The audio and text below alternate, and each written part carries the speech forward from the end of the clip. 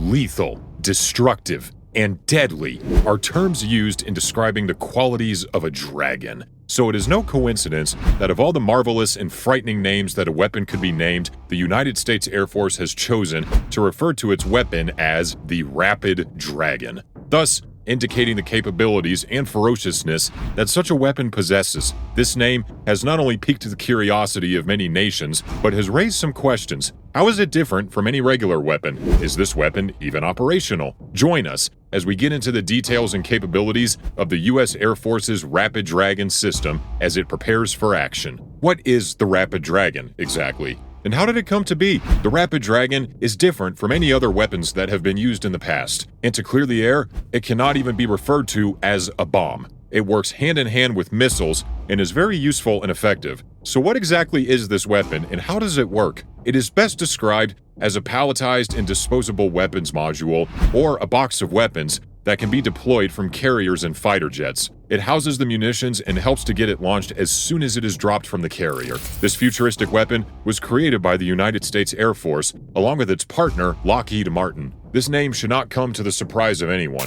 Lockheed Martin has helped to build the majority of the U.S. fleet of weapons, including the infamous F-35. These munition-carrying boxes, which are also known as deployment boxes, are equipped and designed for airdrop. This allows regular carriers like the C-130 or even the C-17 aircraft to act as temporary bombers. This setup enables the mass launch of various AGM-158 JASSM cruise missiles at land or naval targets, turning cargo aircraft into standoff bombers at a lower cost. This deployment box, which makes it possible to launch several munitions at the same time, can be adjusted in size. It can hold between 4 to 45 AGM-158B JASSM-ER missiles. No carrier has ever been able to deploy that amount of missiles at one time before. Aside from the carrying capacity, the missiles that it holds can hit targets from 570 to 1,200 miles away. There is a plan already set in place to develop more missiles like this with extreme range, and they will be ready by the end of 2024. The Rapid Dragon system has already been launched with C-130s and C-17s. These aircraft are not designed to be stealth-like and fire missiles. They are called the Hercules and the Globemaster III for a reason. They are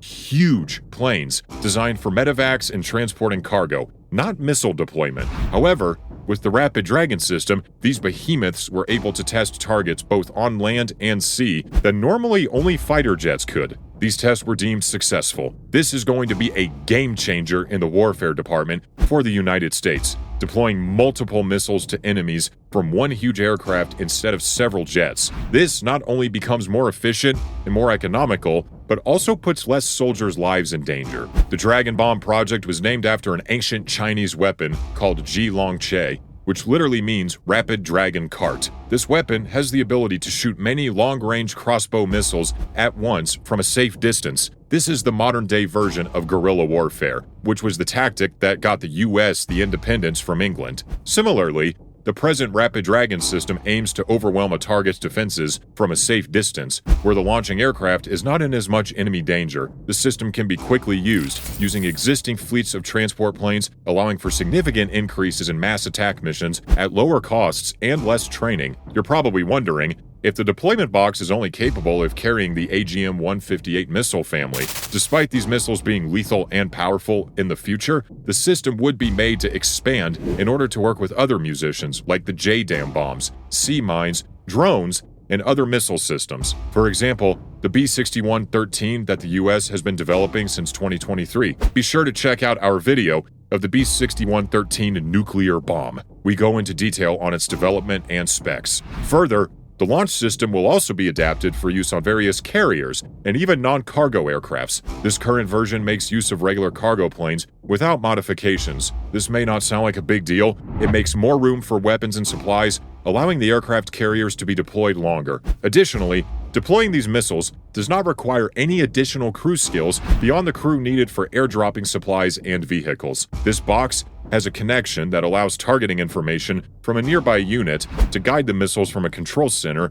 that is not even in the area, the lethal missile that completes the tasks. In November of 2022, during the yearly NATO air-sea exercise in Atreus near Norway, the new Rapid Dragon missile system was introduced. The Pallet was loaded into a conventional MC-130J Hercules military transport aircraft for the demonstration. With the help of roller guides, the Pallet Rapid Dragon was pushed to the open in-flight cargo hatch of the plane, and then the parachute of the Pallet pulled it overboard. The main parachute opened, and the Pallet hung from the sling so that the missiles were in an upright position. Then they fell out of their cells one by one under the action of gravity. After that, they unfolded their wings, started their engines, and rushed to their targets at 575 miles per hour. Talk about an incredible scene to witness. Without the missiles in the deployment box, the box would then become as useless as any other random box. Pretty sure it's safe to say the missiles, which in this case are the AGM-158 family, would be the only equipment casualty during a deployment. The AGM-158 JASSM is a stealthy long-range missile that was also developed by Lockheed Martin. It is a low-detection standoff air-launched cruise missile. It is a stealth,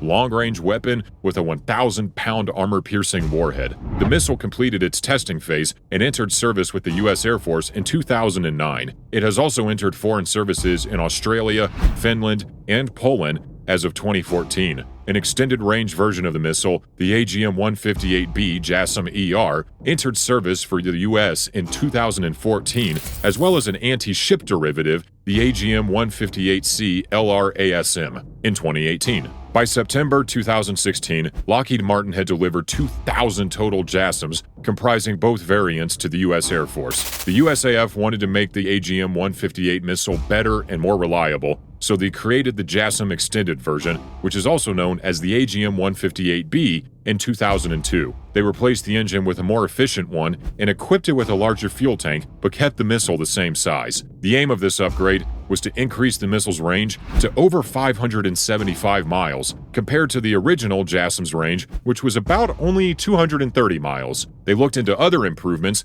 like making use of a different warhead and homing head, but they didn't go through with the plan. However, the extended range version is quite similar to the original JASSM in terms of hardware and software and has been extremely successful. It was first tested on the 18th of May in 2006 when it was launched from the U.S. Air Force B-1 bomber at the White Sands Missile Range in New Mexico. The main aircraft for launching this extended range is the B-1 bomber. The original JASSM and JASSM-ER are too big to be carried by the F-35 Lightning II's internal weapon bay, but the fighter jet can carry them externally, thus resulting in the development of the Rapid Dragon system. There was a huge need for it. Let's take a look at its impact on the U.S. Air Force. Thanks to this technology, the United States would be able to provide a quick strategic strike capability to its foreign military partners that already have the ability to airdrop supplies with carriers. That aside, the aircraft carrier missiles can operate from several places, which makes it hard for an enemy to cripple the operator's strike aircraft fleet by destroying their air bases. In addition to this,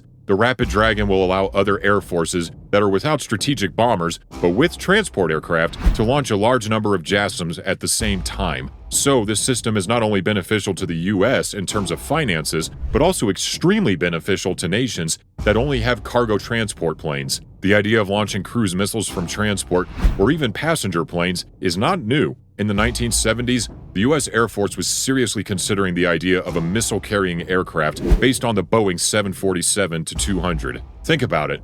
The U.S. has thousands of passenger and cargo planes. There would be no need to build special bombers if the technology was created to make use of these types of planes. Cruise Missile Carrier Aircraft, abbreviated CMCA, was to carry 50 to 100 AGM-86 ALCM air-launched cruise missiles on drum-mounted launchers inside the fuselage. Squadrons of such missile carriers were to continually patrol the air borders of the Soviet Union in readiness for a massive strike. Also, the U.S. Air Force plans to keep testing the deployment boxes with different other carriers, like the C-17s, and also make use of other missiles like the AGM-158C LRASM and the AGM-158D JASSM-XR, which has a range of 1,200 miles and is also available in small numbers in 2021. The Air Force's Strategic Development Planning and Experimentation Group is also looking into using Boeing's less expensive but shorter range JDAM-ER bombs with a range of 50 miles. They are collaborating with Raytheon to help build the Rapid Dragon launch ADM-160 MALD decoys.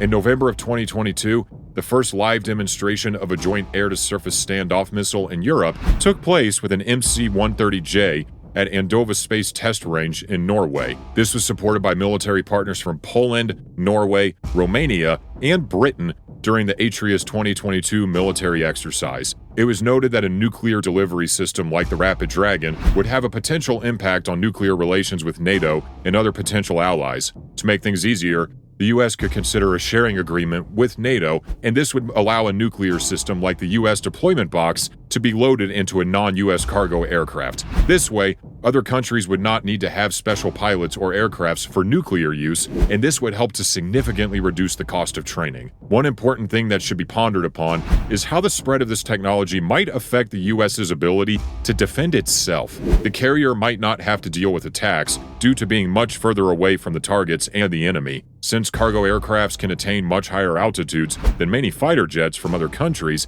a system like this on a cargo aircraft could lead to a threat from a developed and advanced hostile country. Some might say that spotting cargo planes is easier than regular attack planes because they don't have the stealth and speed of the fighter jets and other specially designed military aircrafts, and their inability to defend themselves. However, it might be hard to detect these cargo planes as they are a normal sight in the sky. Now, if potential enemies get systems like the Rapid Dragon, the United States might have to rethink how it uses conventional forces around the world. Features of carriers that can deploy the Rapid Dragon. It was earlier mentioned that some of the carriers that have been tested with and used to deploy the weapon are the C-130 and C-17. Let's have a look at some of their features and why they are the preferred vessel for this weapon system. The Lockheed C-130 Hercules is an American military transport plane with 4 turboprop engines. The C-130 can take off and land on runways that aren't prepared. Think of the runway at a traditional airport for passenger planes. The C-130s are originally meant for carrying troops, medevac missions,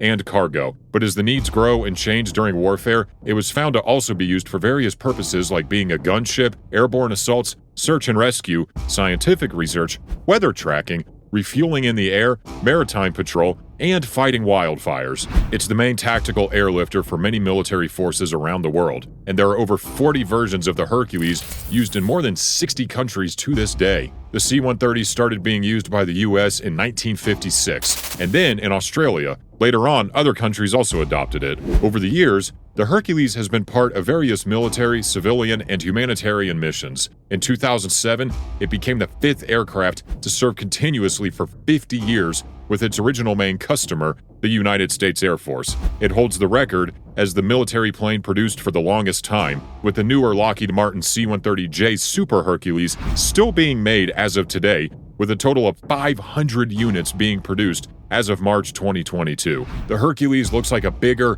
4-engine version of the Fairchild C-123 provider, sharing a similar wing and cargo ramp setup. The C-123 came from the Chase XCG-20 Avitruck, which had its first flight in 1950. The Boeing C-97 Stratofreighter had back ramps, allowing vehicles to be driven on and off of it. The Hercules ramp was also used for airdropping cargo, including a system for dropping tanks and large improvised bombs. This new Lockheed cargo plane could fly up to 1,100 nautical miles, operate from short and unprepared runways. We will go into detail on this aircraft in an upcoming video, but let's have a look at the Globemaster. The McDonnell Douglas Boeing C-17 Globemaster III is a big military transport plane made for the United States Air Force in the 1980s and early 1990s. It is named after 2 older cargo planes, the Douglas C-74 Globemaster and the Douglas C-124 Globemaster II. The C-17 required a crew of 3 for cargo missions, a pilot, a co-pilot, and a loadmaster.